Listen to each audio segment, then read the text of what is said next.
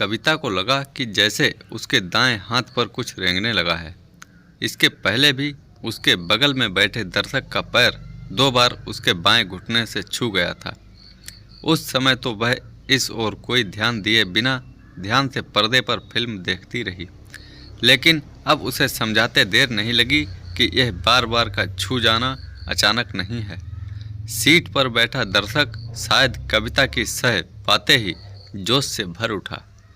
उसने अंधेरे में कविता की ओर देखा, फिर उसकी ओर झांकते हुए अपना बायां हाथ उठाकर उसके कंधे पर टिका दिया। कविता एक अजीब सी सिरहन से भर उठी, जैसे उस पर नशा चढ़ने लगा हो। कविता शादीशुदा थी, अमीर बाप की बेटी होने के बावजूद उसकी शादी के पहले उसकी जिंदगी कीचड़ में खिले कमल की तरह थी। माँ बाप, भाई बहन, यहाँ तक कि उसकी भाभियाँ भी बड़े मॉडर्न ख्यालों की थीं और क्लब वगैरह में जाती थीं, लेकिन कविता को यह सब कभी अच्छा नहीं लगा। कविता घर से बहुत कम निकलती थी। पढ़ाई में ज़्यादा दिलचस्पी होने की वजह से उसका स्कूल कॉलेज जाना एक मजबूरी थी। यूनिवर्सिटी का माहौल उसे कभी रास नहीं आया, इसलिए और आगे पढ़ने की इच्छा होते हुए भी उसने बीए करने के बाद कॉलेज छोड़ दिया और सारा दिन घर पर ही रहने लगी। कुछ दिन बाद माँ बाप ने उसकी शादी कर दी थी। साल भर तक कविता की शादीशुदा जिंदगी बहुत ही अच्छी बीती, लेकिन उसके बाद उसमें बदलाव आना शुरू होने लगा। कविता खुद भी अपने अंदर होने वाले इस बदलाव से परेशान थी। कहाँ तो वह स्कूल कॉलेज के दोस्तों सहेलियों से भी बहुत कम बोलती थी, कहाँ अब शादी के बाद अचानक उसकी कामना इतनी प्रबल हो उठी कि हर समय उसका सारा बदन टीसता रहता था। कुछ दिन तक तो कविता काफ़ी कोशिशों के बाद अपने पर काबू किए रही, लेकिन आखिरकार वह बेबस हो गई।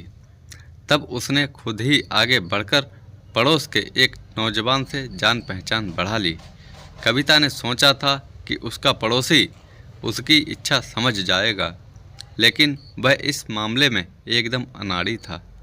जब कविता की बर्दाश्त के बाहर होने लगा तो टूटकर उसने ही एक दिन पति की गैर मौजूदगी में पड़ोसी को घर बुलाकर अपनी देह परोस दी।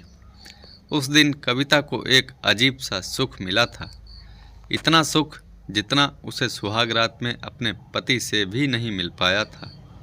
इस सुख को बार बार भोगने की ललक में कविता अक्सर उस नौजवान से मिलने लगी, लेकिन उसके मन की प्यास खत्म होने के बजाय बढ़ती ही जा रही थी। जल्दी ही वह किसी दूसरे मर्द की बाहों में बंधने के लिए बेचैन हो उठी। इसके बाद तो जैसे यही सिलसिला बन गया। कविता अक्सर किसी नौजवान से संबंध बनाती।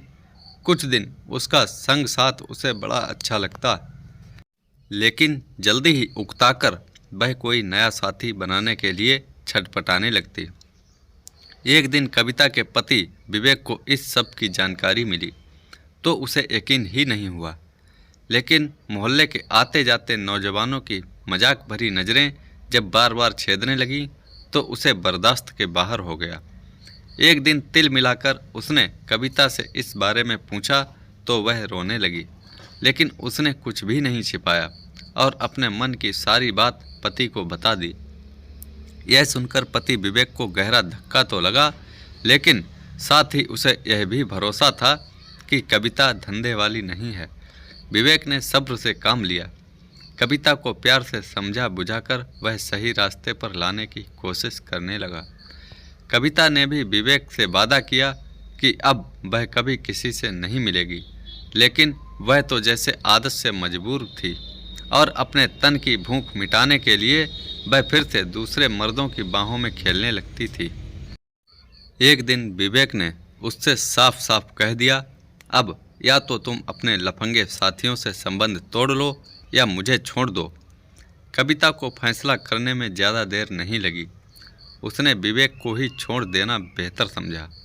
वह उसी दिन अपना सामान लेकर उस घर से चली गई और अलग रहने लगी। कविता ने ढेर सारे दोस्त बना लिए थे। अब जब जिसके साथ मन होता वह अपनी जिस्मानी प्यास बुझा लेती थी। उस दिन सिनेमा घर में फिल्म देखते समय बगल वाली सीट पर बैठे दर्शक की हरकतों ने कविता को बुरी तरह जोश में ला दिया था। आखिरकार उससे रहा नहीं गया तो वह कसमसाने लगी। अचानक बिजली चली गई। कविता ने फुसफुसाकर कहा, कहीं और चलें क्या? बताओ कहाँ चलेंगे? बगल की सीट पर बैठे दर्शक ने गुप अंधेरे का फ़ायदा उठाया और झुककर अचानक कविता के चलते होंठों पर अपने होंठ रख दिए। कविता के जिस्म पर हाथ फेरते हुए उस दर्शक ने पूछा, कहाँ चलोगी? अपने घर या मेरे? जहाँ चाहो, वह फुसफुसाते हुए बोली। इस बीच दोनों की सांसों की धड़कन तेज हो गई थी, इसलिए फिल्म देखना उन्हें गवारा नहीं लगा। दोनों उस अंधेरे में ही एक दूसरे का हाथ थामे सिनेमा घर से बाहर निकल आए। उस समय सारे शहर की बिजली चली गई थी।